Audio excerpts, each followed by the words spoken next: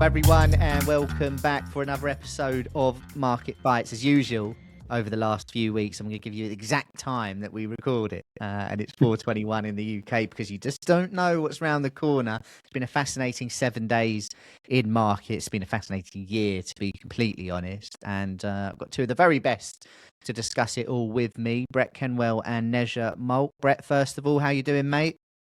Doing good. We were just chatting off camera about it, but just trying to stay aligned with our global team here on the time changes. Yeah, it's an interesting one. I just said to you, Brett and Neja, I tweeted about it earlier, and those in the UK, I reckon, will feel very similar to me. And usually our US cash open is 2:30, and now it's 1:30, and it's quite off-putting. It's during lunch, like usually you come back from lunch, and then you've got half an hour into the US cash open. Now it's like, you can't take lunch then. But it does finish the day earlier. And Neja, you're on the same time zone as me, so I wonder if you feel the same or you don't care at all. But first of all, how you doing? To be honest, I feel a bit under the weather, but still better than market, so it's not the worst yet. But yeah, those 2 weeks always feel a bit difficult. It's always catching time zones with everyone. Did you already change your clock or not? But everything will be better, I think, after next weekend when us and UK as well change clocks as well. Yeah, that's right. Yeah, next Sunday. This Sunday, I'm at Arsenal versus Man City, which is the first final of the year. So I could be in a bad mood next week, or I'll be in a great mood. So, yes, I mean, one of the things that affects my mood, not to the same level, but is, of course, the market. And that's on the back foot at the moment in most places. So we'll have a quick overview of that, little look around the shops, and then we'll talk about the Fed. And we mentioned last week just how busy a schedule it was from the central bank point of view. RBA beginning of the week, Bank of Japan, Fed, ECB, Bank of England, Bank of Canada, loads of risk bank as well, all having their latest monetary policy meeting. So we'll discuss all of that, and then we'll just have a little discussion at the end where we talk about what to look out for in the future. I mean, the main thing is obviously what's going on now. And if we have a look at the screens, I've actually got 6 up in front of me, which I'll have a look through now. Oil is the main thing that everyone is focusing on in the market. And obviously the geopolitical situation, supply disruption, oil has been incredibly volatile. We talked about last week, just the speed of the move over the last couple of weeks is like nothing we've actually seen for before, really. You go back a few years with the Russia-Ukraine stuff, yeah, it was a big move, but it took a few weeks. So oil at the moment, or crude oil anyway, just below $100, Brent above it, and it's actually from where it opened Sunday evening, it's pretty much exactly where it was. So some people might say, well, it's been a boring week. It's not the case at all. There's been headlines positively, negatively, and I would say slightly more. If you were to tally all the headlines up, there's probably been a few more negative than not, and that's had an impact on equity markets across the globe. The Nasdaq is trading at the moment just off the lows of the 6th of March, so near the low of this week, but not quite the low of the month. But the low of the month, if it was to make a new one, is the same level it would have traded back in late November. So that would be a pretty decent move for the downside back from the all-time high. The S&P is pretty much at the time of recording on its low of the week. If it goes a little bit more, it's going to hit those November lows as well. I think yesterday it hit the 200-day moving average. Didn't close below. I think the last time it closed below, I think it was May last year or something like that. I'll have to double check during the podcast. We've seen some decent moves. Obviously, other equity markets, the FTSE is currently on a new low for the year. Of course, that outperformed the US last year as well, and that's currently trading back at levels from obviously the beginning of the year, but not too far away from its November peak. Before it then had a little bit of a drop. Bitcoin, I was so excited about Bitcoin over the last couple of weeks, and there was that really key level in the markets, just a little bit above where we're trading now. Well, quite a bit above where we're trading now, around 74,000. And I was saying on the podcast, if we close the week above that, we can really push on. It would feel like the low is in. a couple of bad days, and we're now trading below there at 69,000. So bad couple of days, of course, things can turn around. So now for recently for Bitcoin and gold, very interestingly, is on course for its seventh negative day in a row. I can't remember the last time that was, and I had a quick scroll through markets not too long ago to find it. I couldn't. Brett, we'll come to you to talk about the Fed, and I guess maybe one of the reasons gold is lower, you can put it down to profit taking, you can put it for, a look for liquidity after the big move higher. But rate decisions at the moment, we went into the year with potential for 2. We're now maybe not even looking like we'll get 1. So gold is probably moving off that, really, isn't it? The hawkishness of a Fed. The dollar's going to strengthen, gold's going to come under pressure. Are you buying into all of that? And then what did you make of the Fed yesterday? Yeah, so I think when we look at the Fed, one thing that stuck out to me was how Chair Powell really was not willing to embrace this spike in oil prices as something they're going to just automatically look through, which I think you could, knowing Powell after all these years, you can kind of maybe expect him to say that. But the fact that he had said in the past or in situations like this, we would normally look through it. And then to say, I don't know if we should really just make that jump to that conclusion right away, sort of says to me, like the read through on that is like, hey, we're really paying attention to inflation and what this can do to prices over the course of the year.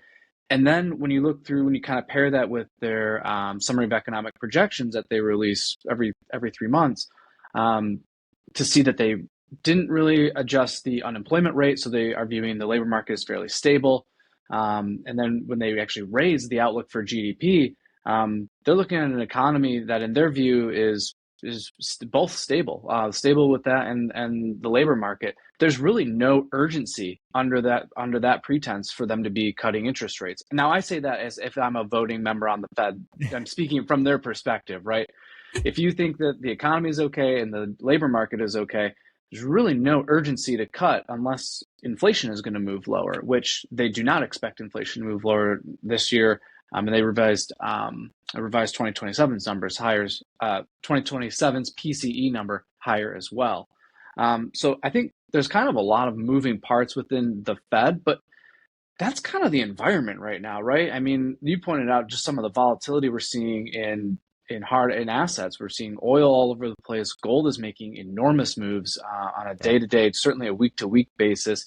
And now we're starting to see some of the more, I think, maybe coming into March, but even into just this week, there was sort of like a confidence around Bitcoin, around U.S. equities at the very least. So there's sort of like a resilience there, that these assets are holding up pretty well, all things considered, with all this stuff going on.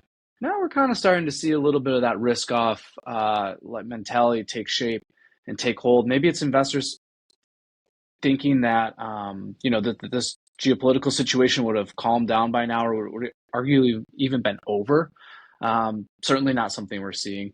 And then now you kind of hear from the Fed sort of reiterating that hawkish stance. I mean, I wouldn't say outright hawkish, but they reiterated, like, we only expect 1 cut this year, 1 cut next year. And then the emphasis on prices and inflation and oil is really not seeing an urgency there to be more dovish. Yeah, I mean, Nezha, we'll come on to talk about the Bank of England and ECB in a moment. But it does feel like maybe it's not a bad decision to sort of go through this wait and see. Do you think the Fed were kind of thinking like that, and then for the Bank of England and ECB similar? Yeah, I mean, if we take a look at Bank of England and ECB, Fed really kind of set a stance, and they both held rate steady. But I don't think that this sounds like a comfortable pause at all. It feels like more a wait and potentially react moment, and they are more hawkish at the moment if things don't improve.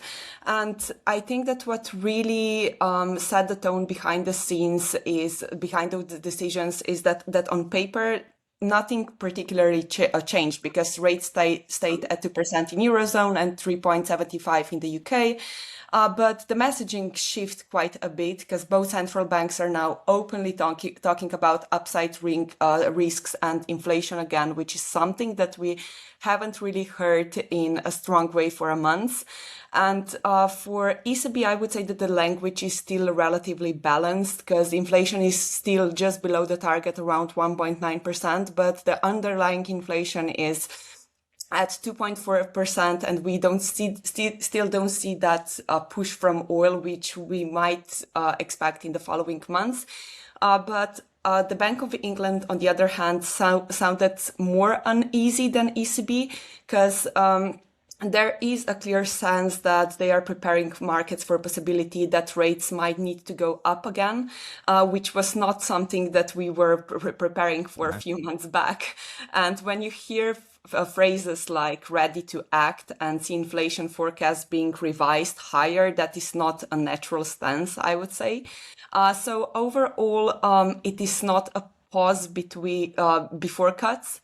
It's more like a pause where central banks are watching very closely and to bias toward tightening again if inflation surprises to the upside. But nevertheless, Fed really set the tone for all major central banks this week. Yeah, it feels like everyone, and it's been trending online, people taking the mick out of the phrase monitoring the situation. It feels like everyone is doing that at the moment. And by the way, right, sometimes it's not a bad thing to be on the sidelines in times like this, because if you go back a few weeks and, you start to see the geopolitical situation get worse, right? Okay, gold. Let's go safe havens. You're under pressure there. Silver under pressure. You look at, financials maybe, and, they're struggled as well. And there's been, plenty of, moves in the last few weeks that have threatened to go one way or the other. Bitcoin, for example, one of those, and we've seen a reversal there. So, for all the Mickey taking around monitoring the situation, I think it's fine. And I think the central banks had to do that. I think we went into the Fed with a 0.0 or 0.1 chance that they were going to cut interest rates. It would have been the biggest shock ever. It would be fascinating to have seen if they had done that, what would the market would have done. I actually don't know. Maybe it would have spiked higher then gone lower. I guess maybe, I don't know. But is Jerome Powell ever going to cut interest rates again? He hasn't got too long left, has he? Before the new Fed chair, maybe he cut his last ever interest rates. And then also we talk about, and as you mentioned it there as well, about the focus of these central banks on future inflation numbers. We can sit here, all three of us now, and try to give an opinion about those. We don't know. We don't know the future headlines that are going to come out around this, geopolitical situation. There could be one in an hour's time that's super positive, and then we look back at the market next week. Oil is in the 80s. The Nasdaq's back near its highs. The S&P and FTSE have recovered, and Bitcoin's trading at 80,000. That could be the scenario, and then it's like, okay, cool. We keep it calm for a little bit.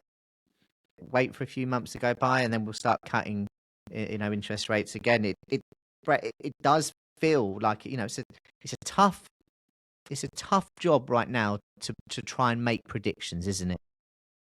Yeah, and I think when you look at the Fed's perspective, I think that's really where they're sort of hunkering down in. It's like this stuff could change by the end of everything could change in a week's time.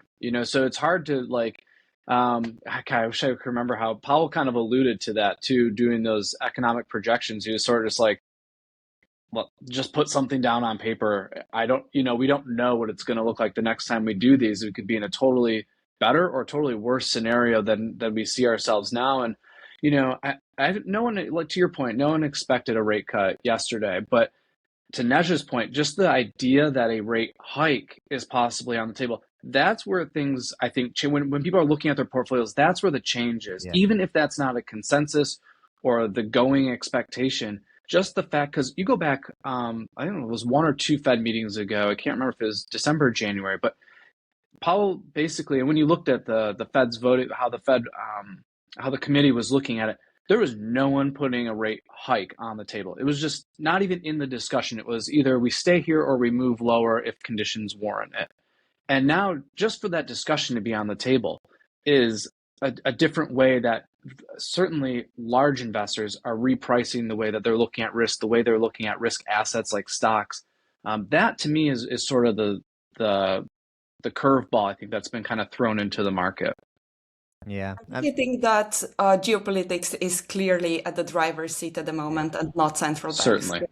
Central banks can control interest rates, but they can guide some expectations, but they cannot control oil supply, shipping routes, geopolitical escalation. And those are the factors that are currently driving the market volatility and also inflation expectations at the end. So it all depends on that. And even central banks, they have no idea what will happen in a few months, how long those tensions will persist, and how big of an influence it is going to have on different industries.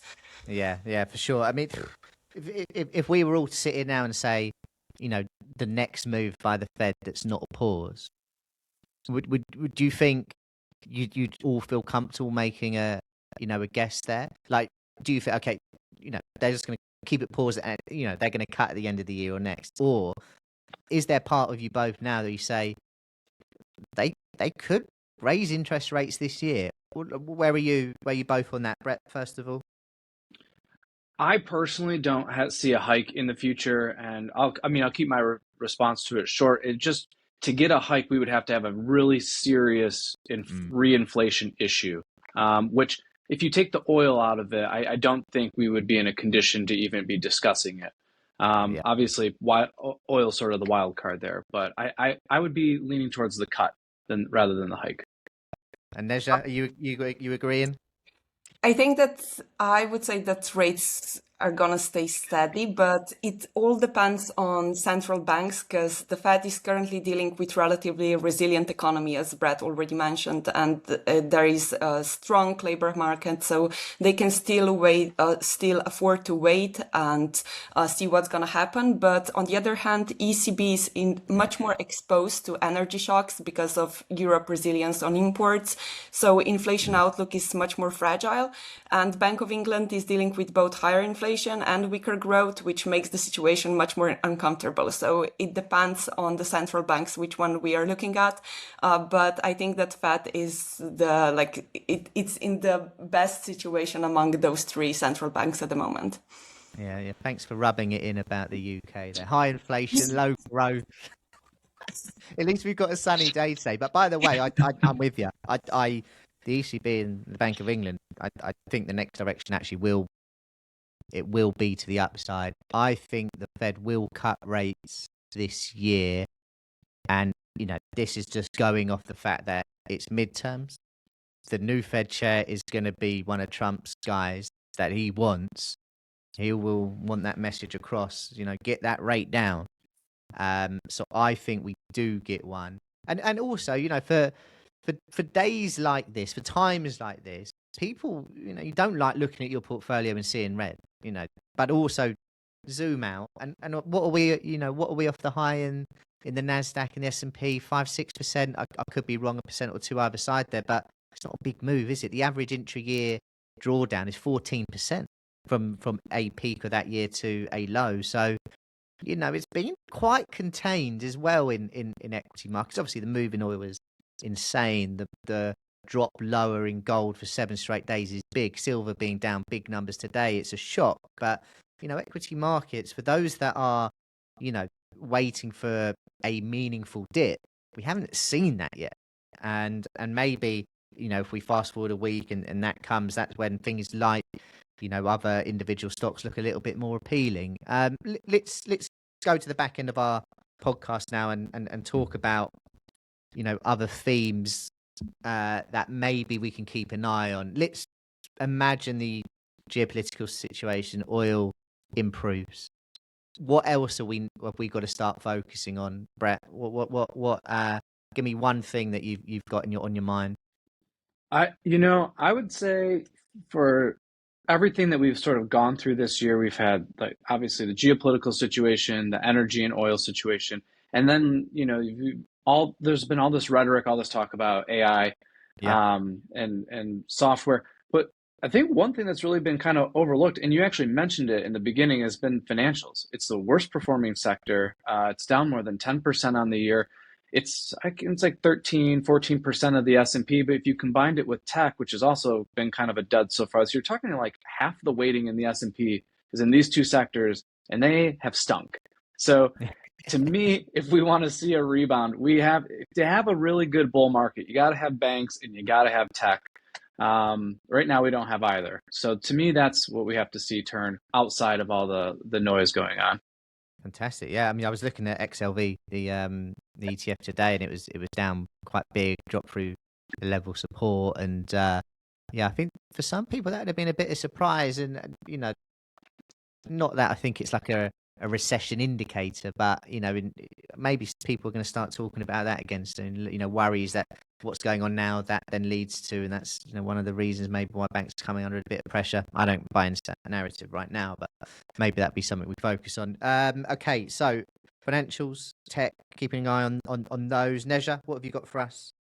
I'm really looking forward to the next earnings season, and that's because really looking forward to what the big tech companies gotta say about the situation. They are not performing that well this year, and I'm wondering what they will have to say about the recent quarter and what are their expectations until the end of the year, and also emerging markets. I think that there's something investors could keep an eye on in the following weeks. We saw a bit of a drawdown this in the recent days, yesterday basically. So I think that emerging markets could be something to look for. Yeah, for sure, definitely. I'll add to that I mean, we've already discussed interest rates, so I don't think we can really put that in there. Albeit that's going to be fascinating to see what they all do. I mean, obviously, by the way, the RBA raised interest rates, didn't they, on Monday or Tuesday morning, depending where you are. I think it's going to be quite interesting as we sort of develop through the year, get closer to the midterms and all that, just to see how the whole tariff and trade war stuff develops, whether that gets brought back into the spotlight. Who are the winners, who are the losers? I'd be fascinated because I mean, what are we now? Nearly 3 months through, nearly quarter one is almost done. So much has happened that all of that stuff has kind of taken a back seat, hasn't it? And so, assuming things get a little bit better in the headlines, I think our things we've gone through there are going to be pretty important to focus on. But it does all come down to this situation we've got going on right now, doesn't it? I mean, I think, and Brett and Neja will go to sort of closing remarks here. I think it is fine to say you don't know where price of oil is going to be trading in a week's time, isn't it? No way, Yeah. impossible. And I have one more question for you guys for the end of the episode. Since it's very volatile periods, do you think that this environment for investors, is it favoring patience or does it actually reward quick reactions on the market since everything is moving so fast? I'll go first, Brett, and then you can either agree or disagree with me. I think traders are loving this. I think they are absolutely loving this at the moment. Ones that are tuned into the news for sure, because you could be in a trade and a headline comes out and you get stopped out very quickly. But traders love volatility when it's controlled and markets are moving. And for those that are good fundamental traders, you can take advantage of the price swings that we're seeing. And I think I mentioned it on last week's episode, Neja, or maybe another one. I've been having a little play around on oil on the demo account, on the virtual account. Obviously, everything is easier on a simulated account, but I'm doing incredible. Honestly, it's fantastic. I would just wish it was real money. Levels are getting respected. It's the correlations we're seeing at play at the moment are great. Like oil is leading the way. If oil breaks a trend line to the downside, okay, well the Nasdaq, the S&P, the FTSE, equity markets are going to push higher, and they do. Bitcoin's going to push higher. If oil spikes higher to the high of the week, okay, well let me start looking to sell equity markets. The correlations are great at the moment. For those that have reacted quickly from an investor standpoint, there has been money that's been made for sure. Like, if you look at oil and gas over the last month, those companies within the S&P 500 have flourished. They've done well. So, you could have got that right. If you went into gold, you've lost money. For those that are patient, I think you're okay, really, aren't you? I mean, some of the moves in individual stocks and certain assets have been big, but also at the same time, everything else been relatively contained. Brett, how do you see it, if different at all? I think I hate to be the guy who's just going to sit on the fence with this, but like, is this not a perfect environment for both groups, really? If you're a long-term, patient, disciplined investor, you're getting opportunities in all sorts of different sectors and industries. And if you're an active trader, you've got some of these ranges we have on a day-to-day or week-to-week basis are enormous. They give you so much opportunity. I think the key is being disciplined, Yeah. regardless of whether you're investing or trading. But if you, either way, there's like both sides can eat in this type of tape. And Nezha, are you on the same sort of view as that? I mean, I guess if you like a stock called, ABC, and you wanted it a little bit lower, and it's now come lower for external reasons, nothing to do with the company, for certain people, that's a great opportunity, isn't it? Long Yeah, term. that's right. But it's still difficult because it's kind of impossible to invest in stocks when they're at the bottom. You probably see a bit of more of a drawdown, and sometimes it's hard to look Mm. at that. But anyway, it gives you even more opportunity to buy. So I think it's a great opportunity for long-term investors who are really patient, because nevertheless, this situation will resolve eventually. No one knows when, but it will. Yeah, absolutely. Some positivity to finish the podcast. It's always welcome. Always welcome. Brett and Nezha, as always, thank you very much for joining. Thank you. Yeah, Bye. see you soon. Take care, guys.